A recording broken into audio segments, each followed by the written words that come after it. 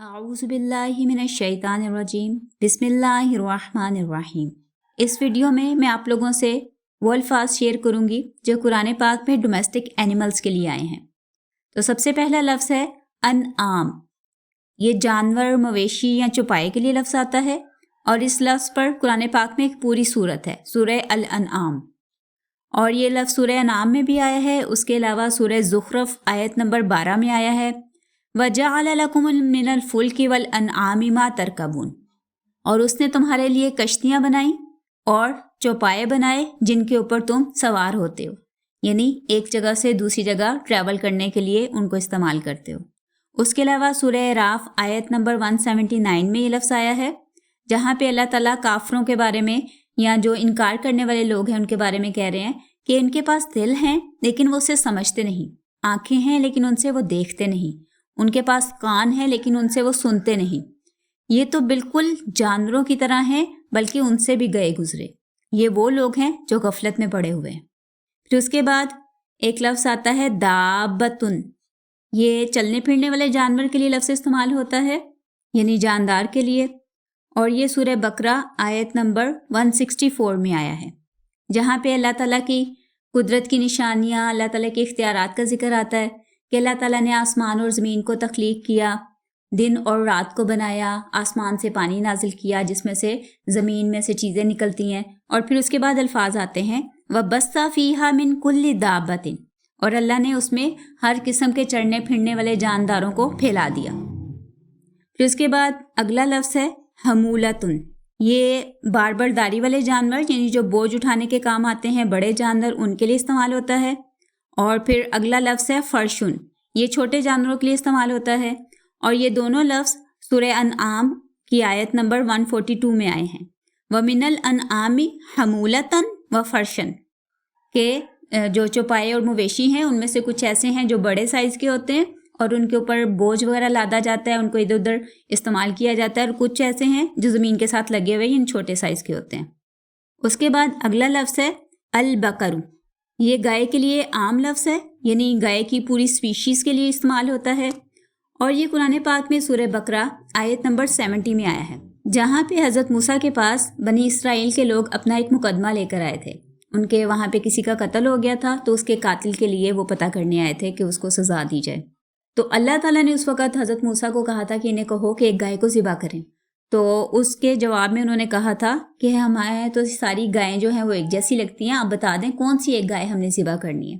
تو وہ الفاظ یہاں پہ آتے ہیں ان البقر تشابہ علینا، کہ ساری جو گائیں ہیں نا یہ ساری ہمیں ایک جیسی لگتی ہیں۔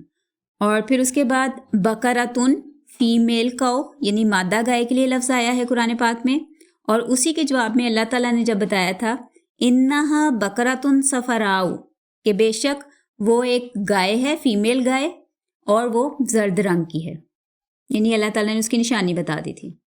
پھر بقرتن کی جمع بھی قرآن پاک میں استعمال ہوئی ہے، بقراتن، یعنی زیادہ گائیں، اور یہ لفظ آیا ہے سورہ یوسف آیت نمبر 43 میں۔ اگلا لفظ ہے غنمن۔ یہ لفظ بکریوں کے لیے استعمال ہوتا ہے، اور یہ سورہ طٰہٰ آیت نمبر 18 میں آیا ہے۔ جب حضرت موسیٰ کی اللہ تعالیٰ سے پہلی ملاقات ہوئی تھی تو اللہ تعالیٰ نے ان کو پوچھا تھا کہ آپ کے ہاتھ میں کیا ہے؟ ان کے ہاتھ میں ان کی لاٹھی تھی، عصا تھی، تو حضرت موسیٰ نے کہا کہ میرا عصا ہے، اور پھر اس کے انہوں نے بینیفٹس یعنی اس کے یوزیج بھی بتائے کہ اس سے میں اپنی بکریوں کے لیے پتے جھاڑتا ہوں۔ تو وہاں پہ الفاظ آتے ہیں وَأَحُشُّ بِهَا عَلَى غَنَمِي، کہ اس کے ذریعے میں اپنی بکریوں کے لیے پتے جھاڑتا ہوں۔ پھر اس کے بعد اگلا لفظ ہے ضَعْنٌ۔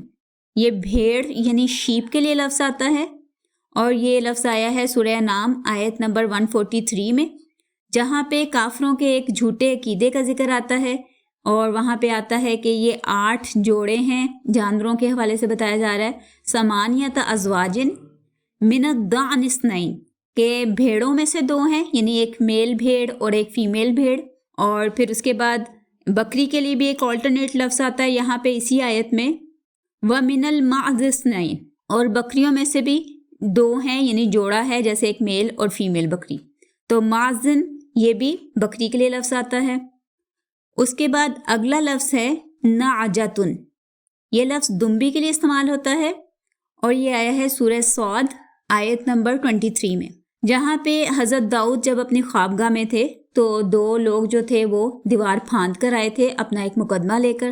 پہلے تو حضرت داؤد جو ہیں وہ گھبرا گئے تھے ان کو دیکھ کر، پھر اس کے بعد انہوں نے کہا تھا کہ آپ گھبرائیں نہیں، ہم اپنا ایک جھگڑا لے کر آئے ہیں۔ اور وہ دونوں بھائی تھے، تو اس میں سے ایک نے بتانا شروع کیا کہ یہ میرا بھائی ہے اور اس کے پاس 99 دمبیاں ہیں، اور ولیہ نعجۃ واحدۃ، اور میرے پاس صرف ایک دمبی ہے، اور یہ چاہتا ہے کہ مجھے کہتا ہے کہ یہ والی ایک دمبی بھی مجھے دے دو۔ اور پھر اس کے بعد اسی لفظ کی جمع بھی استعمال ہوئی ہے انہی آیات میں، نعاجن، دمبیاں۔ اور سورہ صاد آیت نمبر 24 میں آیا ہے کہ جب حضرت داؤد نے اس کے جواب میں کہا تھا، یعنی اپنے خیال کا اظہار کیا تھا، قال لقد ظلمک بسؤال نعجتک الی نعاجہ، کہ یقیناً تمہارا یہ بھائی جو ہے وہ تمہارے اوپر زیادتی کرتا ہے اس سوال کے ذریعے، یعنی یہ مانگتے ہوئے کہ تمہاری دمبی جو ہے تم اس کے حوالے کر دو اور وہ اپنی دمبیوں میں شامل کر لے۔ اس کے بعد جانوروں کے لیے 3 الفاظ جو ہیں وہ ایک ہی آیت میں آئے ہیں، سورہ نحل آیت نمبر 8۔ پہلا لفظ ہے خیلن، گھوڑے یعنی ہورسز کے لیے استعمال ہوتا ہے۔ پھر ہے بغالن، خچر یعنی میول، اور اس کے بعد ہے حمیرن، گدھے، ڈونکیز۔ تو الفاظ آتے ہیں والخیل والبغال والحمیر لترکبوها، کہ اللہ تعالیٰ نے یہ سارے مویشی چوپائے وغیرہ بنائے ہیں تاکہ تم ان کے اوپر سواری کر سکو۔ اس کے علاوہ قرآن پاک میں گدھے کی جمع کے لیے ایک اور لفظ بھی آیا ہے، حمرن، اور یہ لفظ آیا ہے سورہ مدثر آیت نمبر 50 میں، جہاں پہ اللہ تعالیٰ کافروں کے قرآن سننے کے حوالے سے تشبیہ دے رہے ہیں کہ یہ قرآن سن کر، یعنی یہ نصیحت سن کر ایسے بھاگتے ہیں جیسے گدھے بھاگتے ہیں۔ تو وہاں پہ الفاظ آتے ہیں کأنہم حمر مستنفرہ، کہ یہ ایسے بھاگتے ہیں جیسے جو گھبرائے ہوئے گدھے ہوتے ہیں ان کی طرح۔ اور سنگل گدھا یعنی واحد کے لیے لفظ آتا ہے حمارن، اور یہ لفظ آیا ہے قرآن پاک میں سورہ بقرہ آیت نمبر 259 میں۔